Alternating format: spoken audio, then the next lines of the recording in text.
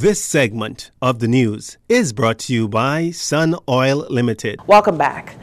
If you are eligible to vote and have yet to register, you are certainly being encouraged to do so, and with haste. Prime Minister Dr. Hubert Minnis on Sunday called on those who need to register to do so in the shortest time possible. Dr. Minnis made the comments while speaking at the 39th Annual Convention of Calvary Deliverance Church on East Street South. There is a new law governing voter registration. If you have questions about your registration, you may go to Facebook page of the Parliamentary Registration Department or call the department. I want to encourage you all who need to register to do so in the shortest possible time. The right to vote was fought. This was fought for by our founders. We should not take it for granted. While the Prime Minister shied away from stating the date of the elections, he has in the past stated that the general elections are slated for May 2022.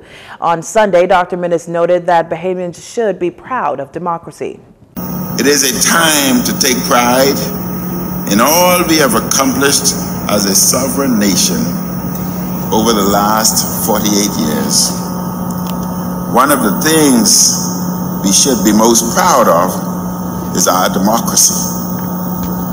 In our system, the people select their government at the ballot box. We have free and fair elections. We have an orderly process in how we select those who represent us in Parliament.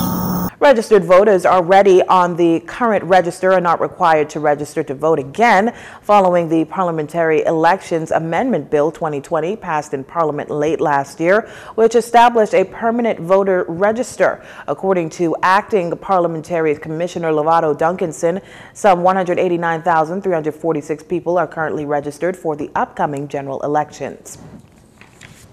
Progressive Liberal Party chairman slamming the Prime Minister's comments, suggesting that the Prime Minister is torn on calling the elections. Party chairman Senator Fred Mitchell, in a statement yesterday, says the longer Dr. Minnis takes to call the general elections, the worse his party chances are of winning. Mr. Mitchell contends that Prime Minister Minnis continues to canvass the country in desperation to stay in power, but the Bahamian people are not buying his political lies and promises this time around.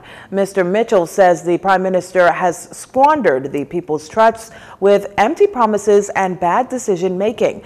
His mismanagement of Dorian has angered and frustrated many Bahamians. His management of the COVID-19 crisis has caused multiple waves of infections and has all but destroyed the domestic economy.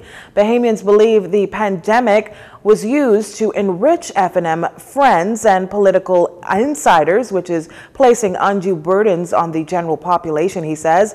The opposition chairman further contends that it's really too late for its uncaring and inept Prime Minister to say he's sorry.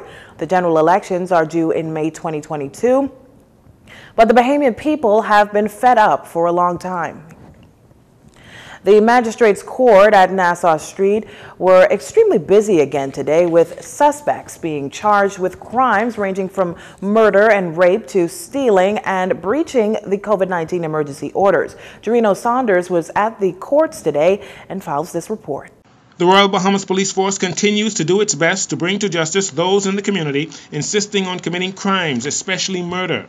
In their most recent charges laid, 19-year-old Mario Cuff, dressed in all white, appeared before Magistrate Joyanne Ferguson Pratt, facing 2 charges.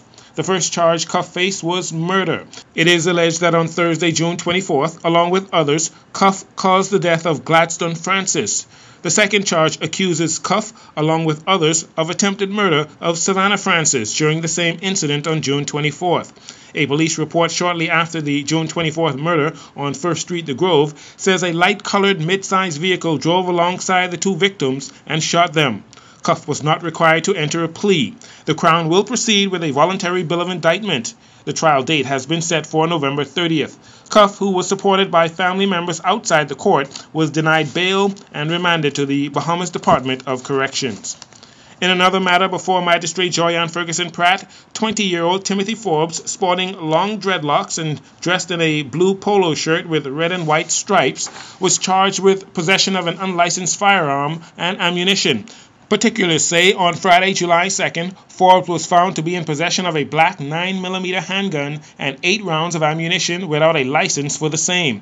Forbes pleaded not guilty to the charges. The Crown did not object to bail, which was set at $8,500 with 2 sureties. Forbes will have to check into the East Street South Police Station every Monday and Wednesday before 6 p.m. His trial date is set for December 9th.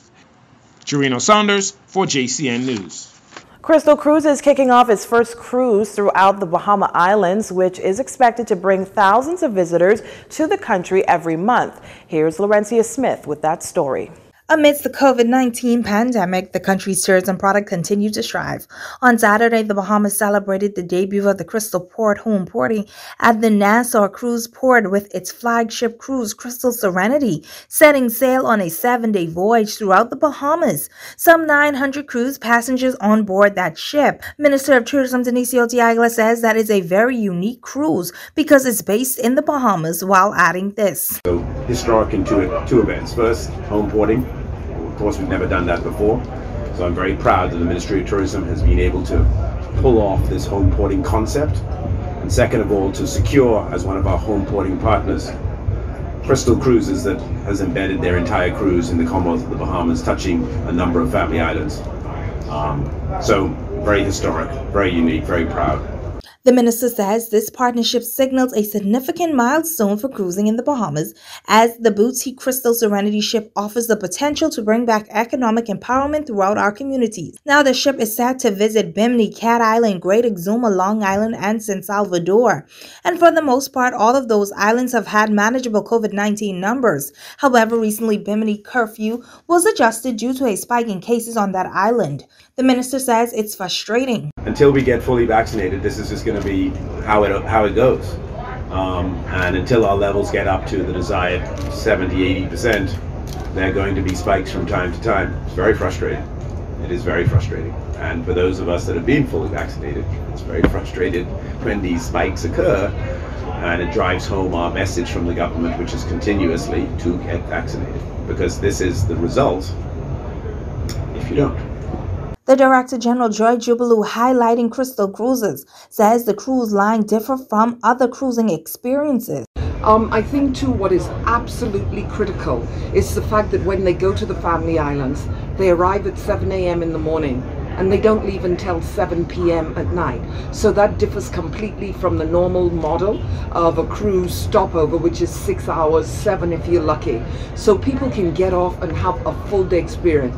That's going to be, some will have breakfast, lunch and an early dinner, snacks in between, drinks in between. But we know firsthand how excited these islanders are. I'm constantly getting photos of them showing us what they're doing to put themselves in readiness. Senior Vice President of Marketing and Sales at Crystal Cruises, Ms. Carmen Roy, says she's confident that passengers are eager to explore the Bahamas with a pent-up desire to travel. I'm Laurencia Smith for JCN News. And top student at Xavier's Lower School, who was also the top of her graduating class, emerging as the third runner-up at the Bahamas Primary School Student of the Year Awards on Sunday afternoon. Logan, a well-rounded student, is involved in many civic groups, performing voluntary work throughout her community. If you remember, we featured Logan on several occasions when she presented tablets to the Minister of Education for the Gambier Primary School during the COVID-19 pandemic, and when she provided masks for the geriatric ward at the Sandilands Rehabilitation Center. Her efforts did not stop there. Logan also did Flips for Life in recognition of breast cancer awareness, raising more than $1,000 for the Sister Breast Cancer Group. Logan, she also started an initiative in 2019 for a plastic-free 2020. On Sunday, Logan was awarded awarded $3,500 in a scholarship by the Bahamas Primary School Student of the Year. She also received a laptop. Logan is the granddaughter of our CEO Wendell Jones and Irma Jones, and Philip and Charlemagne Stubbs. Her parents, Lamont and Christy, are very proud of her. Congratulations, Logan, from the entire Jones Communications staff and to all the Bahamas Primary School student nominees and finalists. You're watching JCN News. Stay with us. This segment of the news has been brought to you by Sun Oil Limited.